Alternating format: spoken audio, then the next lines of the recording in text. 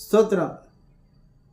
இயேசு கிறிஸ்துவின் நாமத்தினாலே உங்களை அனைவரையும் வாழ்த்தி இந்த நாளிலே இயேசு கிறிஸ்துவின் 8 தொடுதலை குறித்து பார்க்க போகிறோம். முதலாவது சுத்தமாக்க தொடுதல். மத்தேயு 8:3.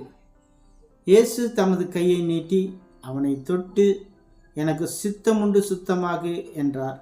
உடனே குஷ்டரோகம் நீங்கி அவன் சுத்தமானான். இரண்டாவது தொடுதல் திறக்கப்பட தொடுதல். மத்தேயு 9:29-30. அப்பொழுது அவர்களுடைய கண்களை அவர் தொட்டு, உங்கள் விசுவாசத்தின்படி உங்களுக்கு ஆக கடவது என்றார். உடனே அவர்களுடைய கண்கள் திறக்கப்பட்டது. இதை ஒருவரும் அறியாதபடிக்கு எச்சரிக்கையாருங்கள் என்று இயேசு அவர்களுக்கு கண்டிப்பாய் கட்டளையிட்டார்.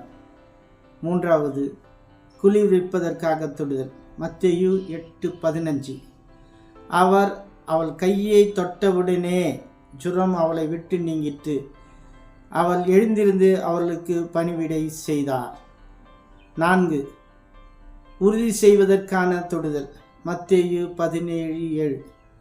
இயேசு வந்து அவர்களை தொட்டு, எழுந்திருங்கள், பயப்படாதீங்கள் என்றார். 5 விடுவிக்க தொடுதல். மார்க்கு 7:33-34.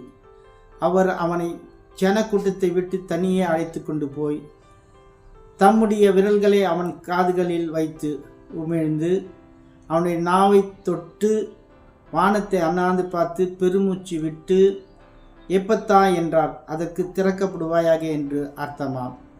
6 ஆசீர்வாத தொடுதல். மார்க்கு 10:13. சிறு பிள்ளைகளை அவர் தொடும்படிக்கு அவர்களை அவரிடத்தில் கொண்டு வந்தார்கள். கொண்டு வந்தவர்களை சீஷர்கள் அதட்டினார்கள். 7 உயிர்ப்பிக்கும் தொடுதல். லூக்கா 7:14. இயேசு கிட்ட வந்து பாடையை தொட்டார். அதை சுமந்தவர்கள் நின்றார்கள். அப்பொழுது அவர், வாலிபனை எழுந்திரி என்று உனக்கு சொல்கிறேன் என்றார். 8 குணமாக்கும் தொடுதல். லூக்கா 22:51. இயேசு இம்மட்டில் நிறுத்துங்கள் என்று சொல்லி அவனுடைய காதை தொட்டு அவனை சுஸ்தப்படுத்தினார்.